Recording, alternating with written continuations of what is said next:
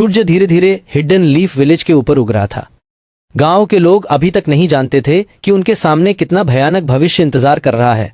किसी को नहीं पता था कि एक दिन इस गांव की किस्मत में युद्ध, मौत, बित्रेयल, ओत्सुत्सुकी, कुरामा की मौत, ये सब लिखा है। लेकिन एक इंसान सब जानता था, वो था नारुतो उज़ुमाकी। लेकिन ये नारुतो पहले वाला नारुतो नहीं था, क्योंकि वो दोबारा जन्म ले चुका था और उसके दिमाग में उसकी पूरी जिंदगी की सारी मेमोरीज थीं। Fourth great ninja war, Sasuke Uchiha के साथ आखिरी फाइट, कुरामा की मौत, बोरुतो उज़ुमाकी, कवाकी, इशिकी, ओत्सुत्सुकी, सब कुछ उसे सब याद था। और इसी वजह से इस बार इतिहास बदलने वाला था। नारुतो ने जैसे ही आंखें खोली, उसे तुरंत एहसास हुआ कि कुछ अजीब है। उसके सामने हिरुzen सरुतोबी बैठे थे, पास में उरुका उमिनो, और वो खुद एक छोटा बच्चा था। पहले नारुतो को लगा कि ये कोई जंजुत्सु है, लेकिन कुछ सेकंड बाद उसे समझ आ गया, नहीं, वो सच में अतीत में वापस आ चुका है। उसका दिल तेजी से धड़कने लगा। मतलब मैं फिर से छोटा हो गया? उसने अपने हाथों की तरफ देखा, छोटे छोटे हाथ। उसके दिमाग में एक के बाद एक मेमोरीज आने लगी। कुरामा की आखिरी बात, खुश रहना नारुतो। नारुतो की आंखें भर आईं। उसने दांत भींचकर मन ही मन कहा, इस बार मैं किसी को मरने नहीं दूंगा। इस टाइमलाइन में नारुतो पहले जैसा बेवकूफ नहीं था। एकेडमी में जब बाकी बच्चे बेसिक क्लोन जत्सु सीख रहे थे, नारुतो सीक्रेटली चक्रा कंट्रोल की प्रैक्टिस कर रहा था। एक दिन इरुका ने हैरानी से देखा कि नारुतो पानी के ऊपर खड़ा है।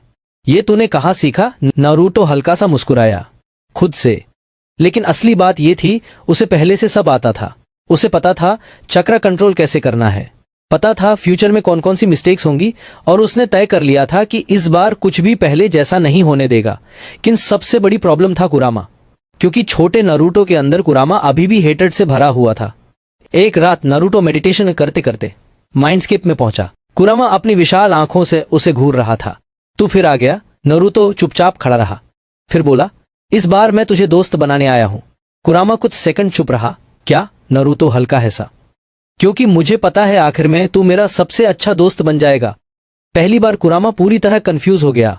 एकेडमी में सासुके अभी भी अकेला और रिवेंज से भरा लड़का था, लेकिन इस बार नारुतो ने उसे राइवल नहीं, भाई की तरह ट्रीट करना शुरू किया। एक दिन ट्रेनिंग ग्राउंड में नारुतो चुपचाप जाकर सासुके के पास बैठ गया। सासुके ने चिढ़कर कहा, पोंटी क्या चाहिए तुझे? नारुतो आसमान की तरफ देखते हुए बोला, तूने बहुत दर्द झेला है ना? सासुके अचानक रुक गया, क्योंकि आज तक किसी ने उससे ऐसा नहीं कहा था। नारुतो फिर बोला, रिवेंज तेरी फैमिली को वापस नहीं लाएगा। सासुके ने गुस्से में दांत भींच लिए। तुझे कुछ नहीं पता, नारुतो मन ही मन बोला, मुझे सब पता है। उसी दिन से सासुके धीरे धीरे नारुतो के प्रति क्यूरियस होने लगा, क्योंकि नारुतो ऐसे बातें करता था जैसे उसे फ्यूचर दिखाई देता हो। जब काकाशी हटाके ने टीम 7 को इंट्रोड्यूस किया, नारुतो ने पहले जैसी चाइल्डिश प्रैंक नहीं की, बल्कि वो सबको ऑब्जर्व कर रहा था। सकुरा हारुनो अभी भी सासुके पर क्रश रखती थी, और सासुके सबसे दूर दूर रहता था। बेल टेस्ट के समय नारुतो ने जानबूझकर टीम वर्क सजेस्ट किया। काकाशी हैरान हो गया, मैंने टीम वर्क के बारे में कैसे सोचा? नारुतो मुस्कुराया, क्योंकि निंजा रूल से भी ज्यादा इंपॉर्टेंट टीममेट होते हैं। काकाशी की आंखें कुछ सेकंड के लिए बड़ी हो गईं, क्योंकि यही बात कभी ओबितो उचिहा ने कही थी। उसी पल काकाशी को पहली बार एहसास हुआ, ये लड़का अलग है। जेड उज़ा मोमोची आर्क में नारुतो पहले की तरह डरा नहीं, बल्कि ज़बूज़ा के अटैक करने से पहले ही उसने शैडो क्लोन से स्ट्रेटेजी बना ली। जब हाकू ने आइस मिरर यूज किया, नारुतो ने शांत होकर रसेंगन बना लिया। सब शॉक्ड रह गए, क्योंकि ऑफिशियली नारुतो को अभी रसेंगन सीखना नहीं चाहिए था। काकाशी मन ही मन सोचने लगा, ये लड़का आखिर है कौन? बैटल के बाद नारुतो ने हाकू की तरफ देखकर कहा, तेरे पास अभी भी चांस है। इस बार हाकू मरा नहीं। नारुतो फ्यूचर जानता था, इसलिए उसने ज़बूज़ा और हाकू दोनों को बचा लिया। ज़बूज़ा हैरानी से नारुतो की तरफ देखने लगा। तूने हमें क्यों बचाया? नारुतो शांत आवाज में बोला, क्योंकि हर कोई सेकंड चांस डिजर्व करता है।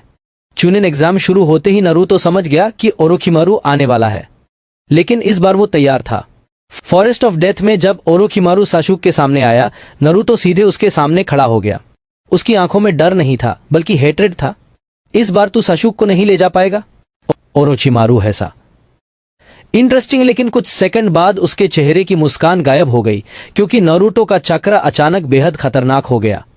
कुरामा का चक्रा बाहर निकल रहा था और नारुतो उसे परफेक्टली कंट्रोल कर रहा था।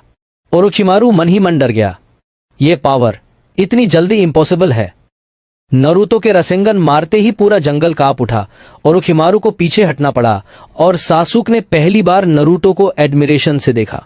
एक रात नरूतो सीक्रेटली इटाची उचिहा से मिलने गया। इटाची पहले अटैक करना चाहता था, लेकिन नरूतो ने शांत होकर कहा, इकॉन ने विलेज के लिए अपने क्लैन की सैक्रिफाइस दी। इटाची फ्रीज हो गया। तुम्हें यह कैसे पता? नारुतो बोला, क्योंकि मैं फ्यूचर जानता हूं। इटाची ने शेरिंगन एक्टिवेट कर लिया, लेकिन नरूतो की आंखों में झूठ का कोई निशान नहीं था।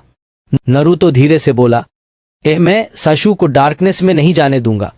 इटाची कुछ सेकंड नरूतो को देखता रहा, फिर पहली बार हल्का मुस्कुराया। तो फिर मैं तुम पर भरोसा करता हूं। सबसे बड़ा चेंज पेन आर्क में आया, क्योंकि नरूतो पहले से जानता था कि जिराया मर जाएगा, इसलिए उसने जिराया को अकेले रेन विलेज नहीं जाने दिया। नरूतो बोला, पर विसेज, ये मिशन डेंजरस है। जिराया ऐसा, मैं लेजेंडरी सैनिन हूं। इस बार नरूतो सीरियस आवाज में बोला, पेन का असली बॉडी कहीं और है। जिराया रुक गया, तुझे ये कैसे पता? नरूतो ने सिर्फ इतना कहा, ट्रस्ट मी।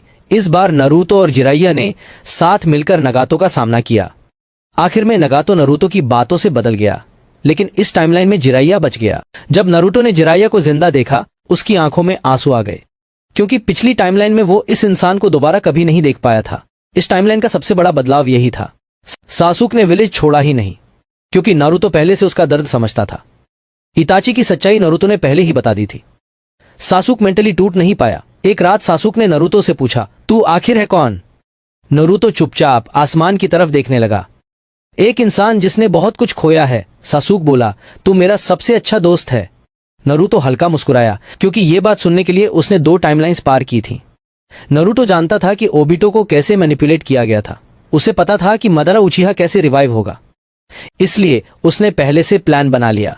नारुतो, काकाशी और मिनाटो नमिकाज एक साथ ओबिटो के सामने खड़े हुए। नारुतो शांत आवाज में बोला, ओबिटो, रिन कभी नहीं चाहती कि तू ये रास्ता चुने। ओबिटो शॉक हो गया। तुझे रिन का नाम कैसे पता? नारुतो बोला, क्योंकि मैं तेरी कहानी जानता हूं। फिर नारुतो ने अपनी फ्यूचर मेमोरी समझाई। ओबिटो मेंटली टूटने लगा। मदारा का पूरा प्लान धीरे धीरे कोलैप्स होने लगा। ब्लैक जेत्सु को मैनिपुलेट करने का मौका ही नहीं मिला, और 4th great ninja war officially शुरू होने से पहले ही खत्म हो गया। पूरी दुनिया शॉक्ड थी, क्योंकि इस टाइमलाइन में हजारों लोगों की मौत कभी हुई ही नहीं।